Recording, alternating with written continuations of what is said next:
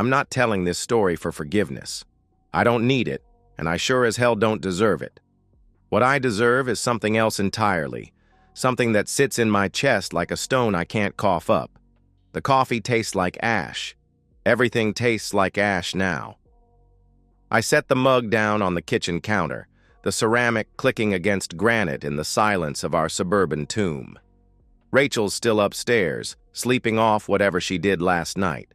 She came home smelling like someone else's cologne and guilt. The house feels different when you know the truth. The walls seem thinner. The light filtering through our carefully chosen curtains looks sickly, yellow-green like old bruises. Everything we built together, 10 years of marriage, mortgage payments, arguments about whose turn it is to take out the trash, all of it transformed into evidence of my own stupidity. I'm holding my phone, thumb hovering over the screen. The live photo is still there. 3 seconds of motion that destroyed a decade. Rachel laughing, her head thrown back, Kevin's hands on her waist. Our bed. The sheets Mason used to nap on when he was smaller. The worst part isn't the infidelity. It's that she was happy. Genuinely, radiantly happy in a way I haven't seen her be with me in years. Her laugh in those 3 seconds. It's the laugh she used to give me when we first met, when everything between us was possibility and promise. I play it again. Watch her throw her head back. Watch Kevin's mouth find her neck. Watch the sheets, our wedding gift sheets, twist beneath them. The house is so quiet I can hear the refrigerator humming, the subtle tick of the wall clock Rachel bought at that antique store in Hudson.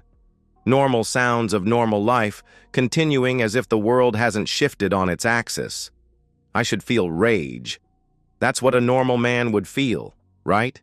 Betrayed husbands are supposed to throw things, scream, demand explanations. But I don't feel rage.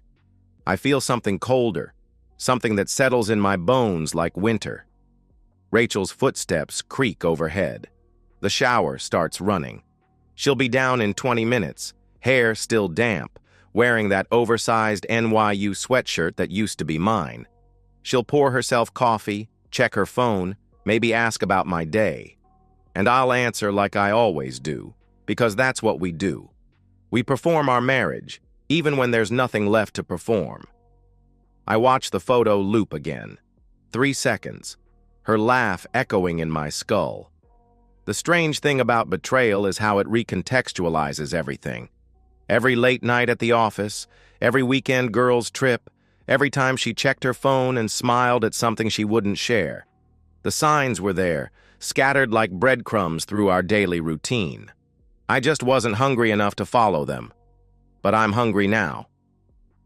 The shower shuts off upstairs. I close the photo and set my phone face down on the counter. When Rachel comes down, I'll be reading the newspaper, drinking coffee that tastes like ash, performing the role of the husband who doesn't know. Because knowledge is power, and power requires patience. I turn the page of the paper, not reading a single word, and wait for her to come downstairs so I can look into her eyes and see nothing but the woman I thought I married. The woman who never existed at all. The photo loops in my memory. She was still laughing, and I was still nothing. The beauty of living with someone for 10 years is that you know their patterns better than they know yours. Rachel thinks she's careful, but careful is relative when you're not expecting surveillance. Tuesday, Thursday, and every other Friday. Kevin's schedule at the news station aligns perfectly with Rachel's client meetings. She always showers when she gets home on those days, always orders Thai food like infidelity works up an appetite. The routine of adultery, as predictable as our mortgage payments. I'm in Best Buy, comparing security cameras like I'm shopping for a new television. The sales kid, can't be older than 20, is eager to help. "What kind of coverage are you looking for?" he asks, all enthusiasm and commission hopes. "Discrete monitoring, something that syncs to cloud storage." I hold up a camera no bigger than a bottle cap. "How's the video quality on this one?" 1080p, motion activated, live streaming capability. Pretty sweet setup for home security. home security. That's exactly what this is. The installation takes 15 minutes. I know Rachel's schedule better than she does. Yoga class runs until 3, then coffee with her sister, home by 5:30. The camera fits behind the curtain valance, invisible unless you're looking for it. The angle is perfect, clinical, comprehensive. I test the sync to my private server, check the smartphone app, adjust the motion sensitivity. Everything connects seamlessly. Technology makes betrayal so much easier to document these days. Rachel's car pulls into the driveway at exactly 5:28. I'm in the kitchen, laptop closed, reading a magazine about home improvement. The irony isn't lost on me. "Hey, babe," she calls out, keys hitting the entry table with their familiar chime. "How was your day?" "Same as always." I look up from an article about deck staining. "Yours?" "Busy. The Morrison account is being a pain." She's already moving toward the stairs. "I'm going to shower." The Morrison account. Is that what we're calling Kevin now? I wait until I hear the bathroom door close, then open my laptop. The camera feed is crystal clear. Empty bedroom, unmade bed, afternoon light streaming through windows she'll close in 20 minutes when she brings him here. My phone buzzes. Text from my buddy Mike asking about weekend golf plans. I respond normally, because normal is my camouflage now.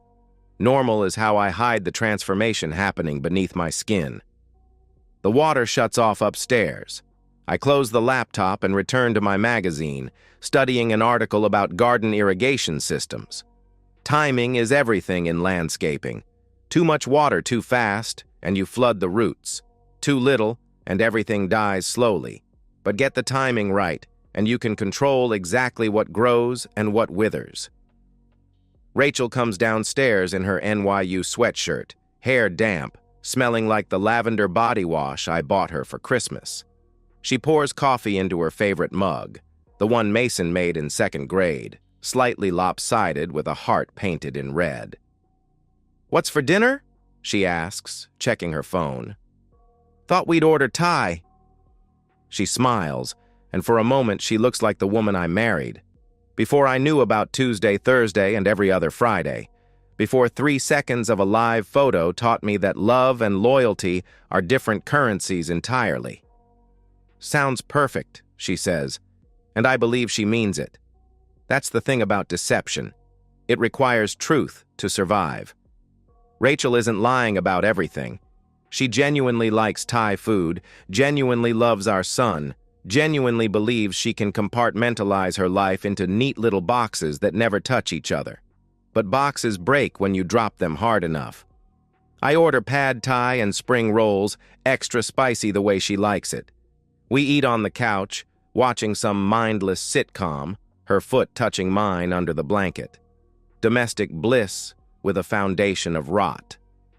After dinner, I help Mason with his math homework while Rachel loads the dishwasher.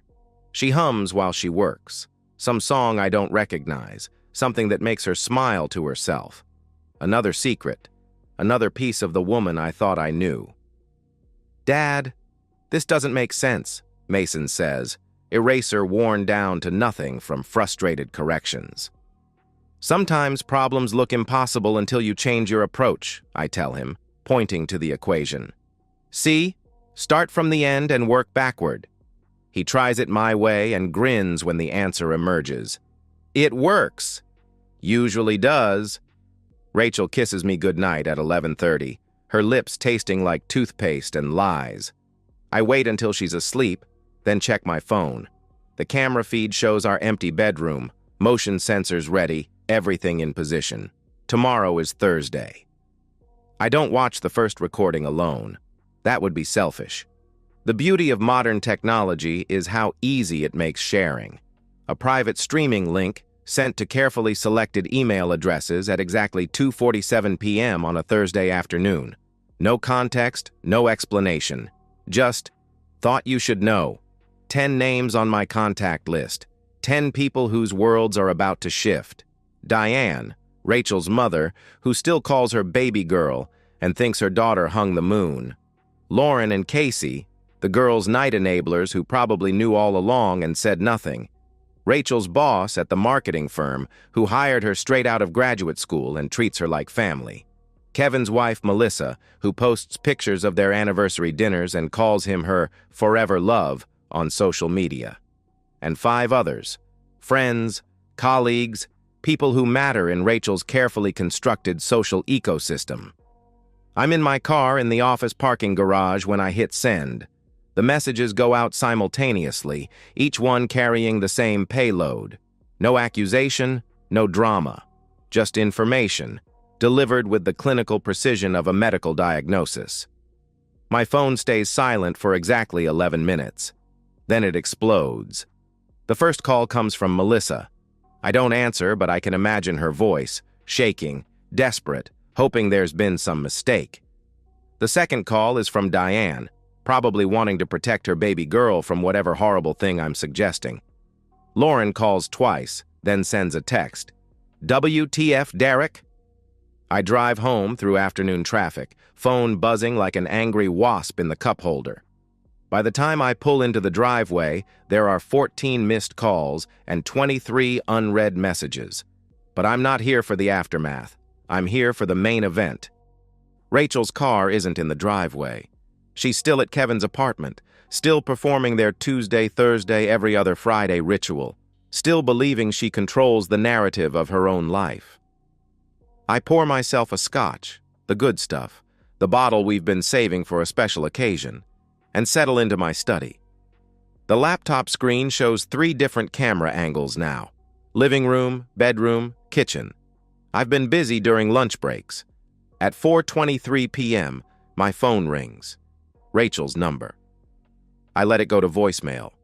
It rings again immediately. And again. By the 4th call, I can hear the panic in the way it vibrates against the desk. Short, desperate bursts, like a drowning person calling for help. The front door crashes open at 4:31. Derek! Rachel's voice cracks across the house like a whip. Derek, where are you? I take another sip of scotch and watch her on the living room feed. She's still in her clothes from this afternoon, the black dress she wore to meet Kevin, the one that hugs her hips in a way that used to make me proud to be seen with her. Her phone is pressed to her ear, calling me even though I'm 50 feet away. Derek, please pick up. There's been some kind of mistake. Someone sent, please, we need to talk. I watch her pace our living room, the same room where we opened Christmas presents last year, where Mason takes his afternoon naps, where we hosted Rachel's parents for Sunday dinner just last week. The scotch tastes like victory and ashes. My phone buzzes with a text from Melissa. Is this real? Another from Diane. Rachel is hysterical. What is going on? And from Lauren. Holy shit, Derek, is this actually happening right now? Rachel appears in the study doorway, face flushed, eyes wild. She's been crying, but there's no time for tears now, only damage control. You're here. She steps inside, closing the door behind her like she's afraid someone might overhear. Derek, I need you to listen to me. I swivel my chair to face her, scotch glass balanced on the armrest. I'm listening. Someone hacked our security system. They're sending fake videos to people trying to... Rachel. She stops mid-sentence. I installed the cameras. The color drains from her face. For a moment, she looks exactly like she did on our wedding day. Young, vulnerable, beautiful, in a way that made me believe in forever. It's not what you think, she whispers. I finish my scotch and set the glass on the desk. It's exactly what I think. My phone buzzes again. Kevin's wife, probably. Or Rachel's boss. Or any of the 10 people whose Thursday afternoon just became infinitely more complicated. How many people? Rachel's voice is barely audible. Does it matter? She sinks into the chair across from my desk, the same chair where we used to plan family vacations and discuss Mason's school reports. Her hands shake as she tries to fix her hair, to compose herself, to find some way back to the woman she was this morning.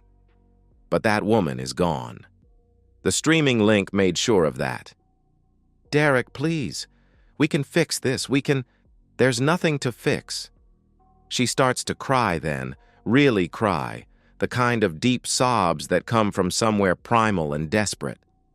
But I've seen her laugh with Kevin, seen her throw her head back in pure joy while betraying everything we built together. Her tears don't move me. They're just another performance. I stand up and walk to the window, looking out at our suburban street where nothing ever happens and everyone minds their own business. Except today. Today, 10 people know exactly what Rachel does on Tuesday, Thursday, and every other Friday. The whole neighborhood's going to know by tomorrow, I say without turning around. Behind me, Rachel's crying gets louder, messier. The sound of a woman watching her world collapse in real time. My phone buzzes one more time. A text from a number I don't recognize. This is Kevin. We need to talk. I delete it without responding. There's nothing left to talk about. The packing takes 3 hours. Not because Rachel owns a lot. She doesn't, really. But because I want to do it right. Methodical. Respectful, even. I start with her clothes, folding each piece like I'm working retail. Her favorite jeans, the cashmere sweater I bought her for our anniversary, the black dress from yesterday that still smells like Kevin's cologne. Everything goes into labeled boxes. Rachel, bedroom, Rachel, bathroom, Rachel, miscellaneous.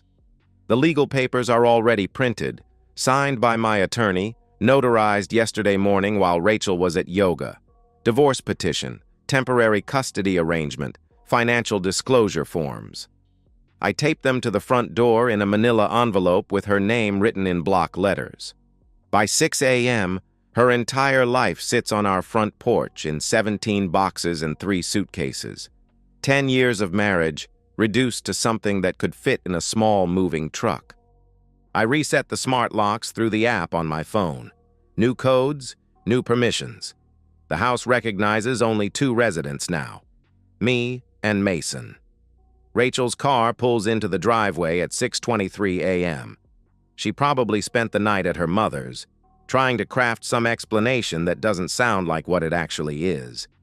The car door slams with more force than necessary. She walks up the front steps slowly, key in hand, probably rehearsing whatever speech she prepared in the shower this morning. When she sees the boxes, she stops. Derek? She tries the key. It doesn't turn. Derek! I'm in the kitchen, drinking coffee and watching the local news. Kevin's not on this morning. I wonder if he'll ever be on again. Rachel knocks on the door. Gentle at first, then harder. Derek, open the door. We need to talk about this. The envelope crinkles as she opens it. I hear her gasp from inside the house. You can't be serious. Her voice carries through the walls. Derek, you can't just... This is my house too. But it's not, actually. The deed is in my name only, a decision we made for tax purposes 5 years ago, back when we trusted each other with everything. She starts calling my phone.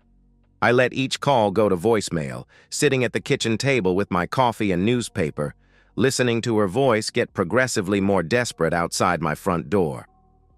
Please, Derek. I know you're angry, but we can work through this. We have Mason to think about. Mason is at my mother's for the weekend, blissfully unaware that his world is reshaping itself around him. Another benefit of careful planning. Rachel tries her key again, then again, as if the locks might have changed their minds. When that doesn't work, she sits on the porch steps next to her boxes and calls someone. Probably her mother. Probably her lawyer if she's smart. But Rachel was never smart about consequences. I activate the sprinkler system through my phone. 6 zones, programmed to run for 15 minutes each. The front yard system catches Rachel in the middle of what sounds like a very important conversation. She shrieks, jumping up from the steps, phone tumbling onto the wet pavement. Water hits her from 3 directions, the result of a professionally installed irrigation system that we had put in last spring to keep our lawn green and our property values high. Derek! She's soaked now, mascara running, hair plastered to her skull. Turn it off! I don't turn it off. The neighbors start appearing. Mrs. Patterson from next door, peeking through her curtains. The Rodriguez family across the street, lingering by their mailbox longer than necessary. Everyone can see Rachel standing in our front yard, drenched and screaming at a house that won't let her in. She tries to grab one of the smaller boxes, but the water has weakened the cardboard. It splits open, spilling her jewelry and makeup across the wet pavement. Her engagement ring, the one I spent 3 months' salary on, rolls into the flower bed. The irony is perfect. Rachel scrambles after her scattered belongings, slipping on the wet grass in her business heels. She falls once, hard, skinning her knee like a child. When she gets up, there's grass stain on her white blouse and defeat in her shoulders. The sprinklers shut off automatically at 6:45. Rachel sits on the porch steps again, soaked and shivering, surrounded by her damaged possessions. She's not making phone calls anymore. She's just sitting there, watching water drip from her hair onto the legal papers that ended our marriage. I finish my coffee and rinse the mug in the sink. Through the kitchen window, I can see her clearly, a woman I used to love, reduced to a soggy stranger on my front porch. She stands up slowly, gathering what she can salvage from the wreckage of her belongings. The waterlogged boxes go into her car trunk. The papers get folded carefully and tucked into her purse. Her engagement ring stays lost in the flower bed. Before she drives away, she looks up at the kitchen window where I'm standing. Even through the glass, I can see her mouth forming the word please. But please is what she should have said to Kevin 6 months ago. I wave goodbye. A small gesture, almost friendly. Rachel drives away at 7:02 a.m., leaving wet tire tracks on the driveway and a marriage that used to mean something. The neighborhood returns to its normal rhythm. Mrs. Patterson goes back inside. The Rodriguez family finishes collecting their mail. Another suburban morning, disrupted briefly by someone else's drama. I program the sprinklers to run twice today instead of once. The grass will be greener tomorrow. The fallout happens in waves, like ripples spreading across a pond after you drop a stone. Kevin gets suspended from the news station on Friday. Pending internal review, according to the official statement, but everyone knows what that means. His replacement, a younger woman with perfectly straight teeth, delivers the weekend weather with nervous enthusiasm. Melissa posts her response on social media Sunday evening. After 23 years of marriage, I have discovered that the man I trusted with my heart and my future has been systematically deceiving me.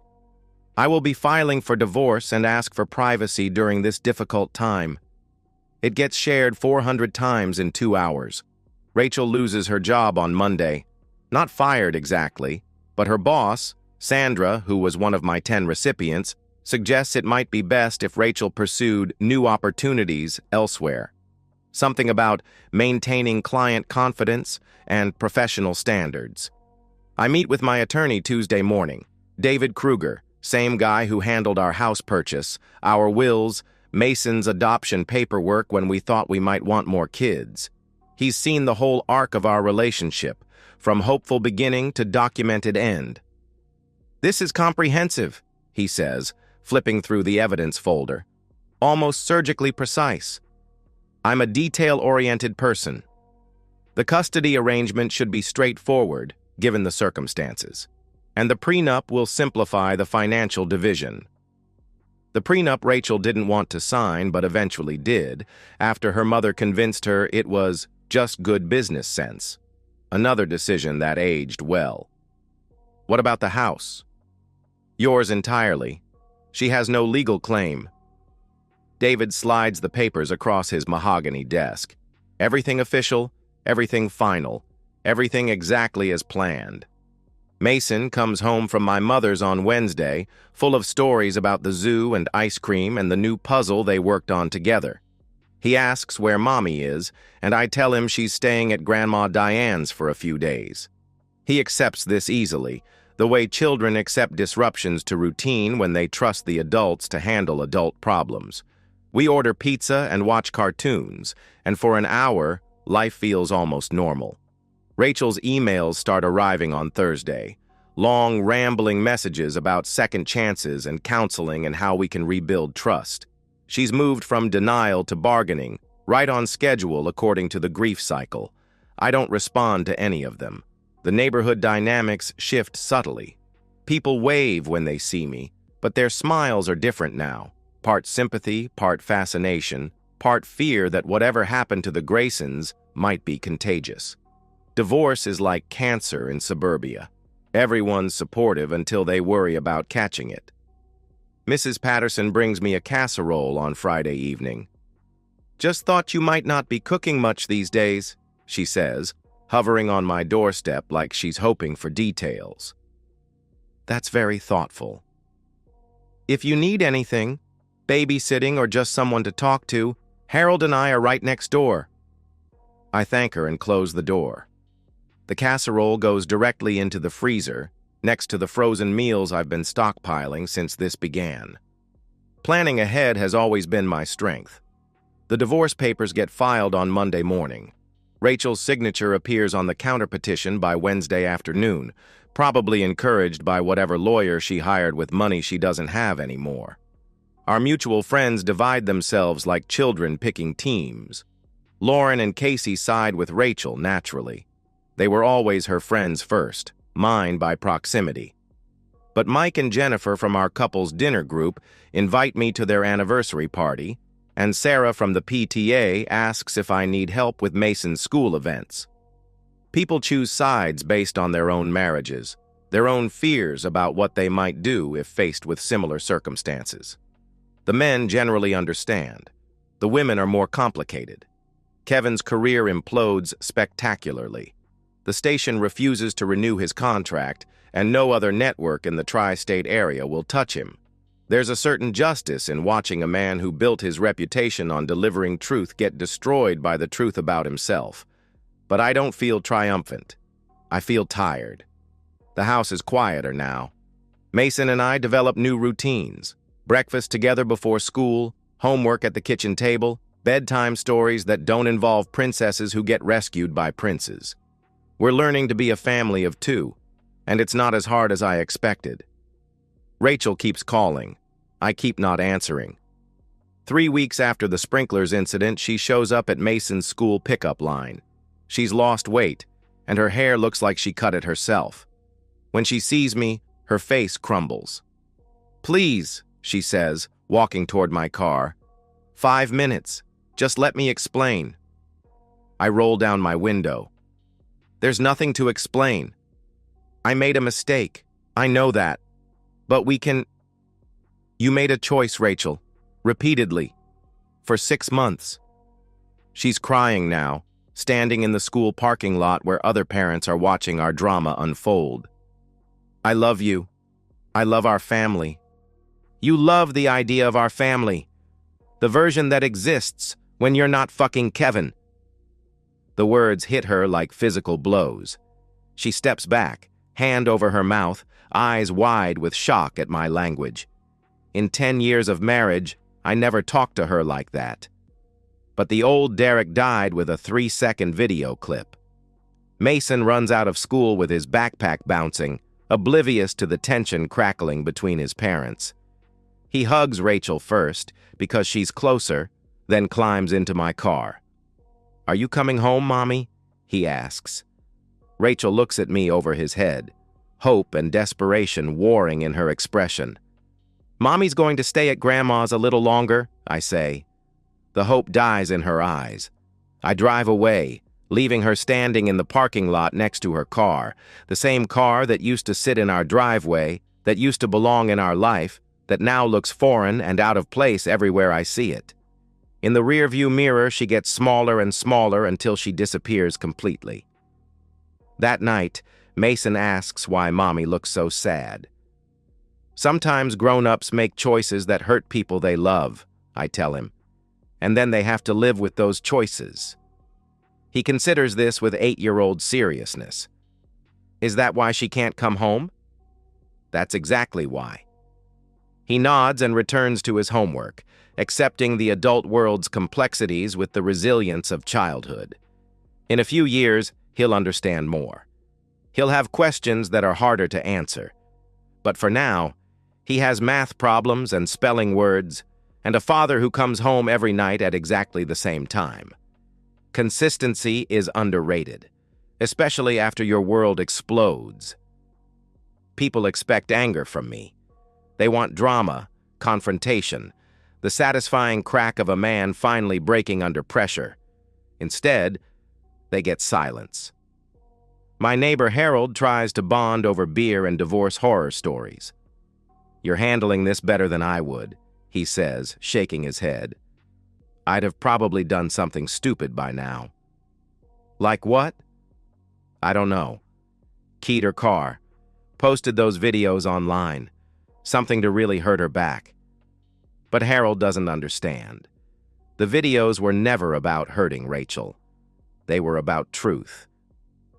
The custody hearing takes place on a Tuesday morning in a windowless courtroom that smells like industrial carpet and broken promises. Rachel sits with her lawyer, a tired woman in an ill-fitting suit who probably works divorce cases because they pay better than anything else she's qualified for. Rachel looks awful. She's lost more weight, and her clothes hang loose like she's borrowed them from someone larger. When the judge asks about her employment status, she has to admit she's been unemployed for 6 weeks. My lawyer presents our case with surgical precision. The evidence, the financial records, the character witnesses who can testify to my stability as a father. It takes 47 minutes to dismantle 10 years of marriage and establish the new reality. Mason lives with me. Rachel gets supervised visits every other weekend, pending her completion of counseling and proof of stable employment. She doesn't fight it. She just sits there, nodding when her lawyer nudges her, signing papers when directed, accepting the terms of her surrender with the quiet desperation of someone who knows they have no leverage left. Outside the courthouse, she tries to talk to me one more time. "Derek, please. I'm getting help. I'm seeing a therapist and I've been clean for 43 days. Clean.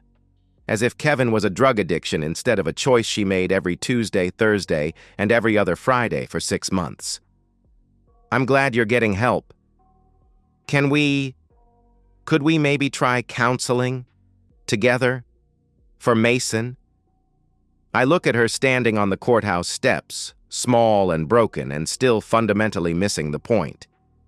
She thinks this is about forgiveness. She thinks there's a path back to the life she destroyed. "I don't hate you, Rachel." Her face brightens with desperate hope. "But I don't love you either. I don't feel anything about you at all." The hope dies instantly, replaced by something worse than anger or hurt. Recognition. She's finally understanding that some bridges, once burned, can't be rebuilt. "The woman I married wouldn't have done what you did," I continue, "which means either she never existed or she died somewhere along the way. Either way, I'm not interested in whoever you are now." I walk to my car, leaving her on the courthouse steps with her ineffective lawyer and her empty promises of redemption. That afternoon, I pick Mason up from school like always. We stop for ice cream, do homework at the kitchen table, read 2 chapters of Harry Potter before bed. Normal life, rebuilt around the absence of someone who used to be essential. The real estate agent calls Thursday morning. We've had 3 offers on the house, all above asking price. Apparently, scandal doesn't hurt property values in good school districts. I accept the highest offer and sign the papers that same afternoon. "Where are we moving, Dad?" Mason asks when I tell him. "Somewhere new, just you and me." He seems excited about this prospect, the way children get excited about change when they trust the adults to handle the details. We spend Saturday looking at apartments in the next school district over, close enough that Mason can keep the same friends, far enough that we won't run into Rachel at the grocery store. I find a 2-bedroom place with hardwood floors and a small balcony overlooking a park. Mason chooses his room immediately, the one with better light for reading. "Will Mommy know where we live?" he asks while we measure furniture. "If she needs to find us, she will." This satisfies him. Children accept adults' decisions about contact and custody with remarkable flexibility, as long as their basic needs are met and their routines remain consistent. Rachel sends one last email the day before we move. Subject line, "Please read this." I delete it without opening it. Some conversations have already happened. Some decisions have already been made. The time for explanation and justification and desperate attempts at reconciliation has passed. The moving truck arrives at 8 a.m. on a Saturday morning. Professional movers, efficient and impersonal, reducing 10 years of shared life to inventory numbers and packing labels. Mason helps by carrying small boxes and directing where his toys should go. By noon, the house is empty except for cleaning supplies and memories. I drive through the neighborhood one last time before turning in my keys. Past the park where Mason learned to ride his bike. Past the corner store where Rachel used to buy lottery tickets every Friday. Past the elementary school where we attended parent-teacher conferences and holiday concerts. All of it belongs to someone else now. The irrigation system activates as I pass our old house. 5 p.m. exactly, just like I programmed it. The new owners will inherit my precise timing, my attention to detail, my understanding that some things need consistent maintenance to survive. The sprinklers will run long after I'm gone, watering grass that grows over the foundation of a marriage that died one Tuesday afternoon when truth finally caught up with lies. I don't smile about this exactly, but I appreciate the symmetry. At our new apartment, Mason has already arranged his books on the shelf and hung his favorite poster on the wall. He's adapting to change with the resilience of childhood, creating comfort in new spaces with the efficiency of someone who trusts that adults will handle adult problems. "Dad," he says from his new bedroom doorway, "are you sad about Mommy?" "No, buddy, I'm not sad." "Are you happy?" I consider this question seriously. Am I happy? Not in the way people usually mean it. But I'm something else, something quieter and more permanent than happiness. "I'm finished," I tell him. He nods like this makes perfect sense, then returns to unpacking his action figures. That night, I stand on our small balcony, looking out at a city that doesn't know our story. Tomorrow, Mason will start his new school. I'll drive to work from a new address. We'll build new routines around new truths. Somewhere across town, Rachel is living with the consequences of believing she could have everything without losing anything. Somewhere else, Kevin is learning that reputation is more fragile than celebrity. But their stories are no longer my concern. My phone buzzes with a text from an unknown number, probably Rachel, using a friend's phone to get around the block I put on her contact. I delete it without reading it, same as I've done with the others. Some silences are more eloquent than words. Some endings don't require explanations. Some truths, once revealed, don't need to be discussed or forgiven or understood. They just need to be. And the man who never raised his voice finally discovered that the quietest revenge is simply walking away and never looking back. And that's the end of today's story. If you enjoyed it, please give this video a thumbs up and drop a comment below. Your support helps the algorithm push my content further. If you're new to the channel, don't forget to hit that subscribe button. It really helps me keep creating more stories for you. Thanks for watching, and I'll see you in the next one.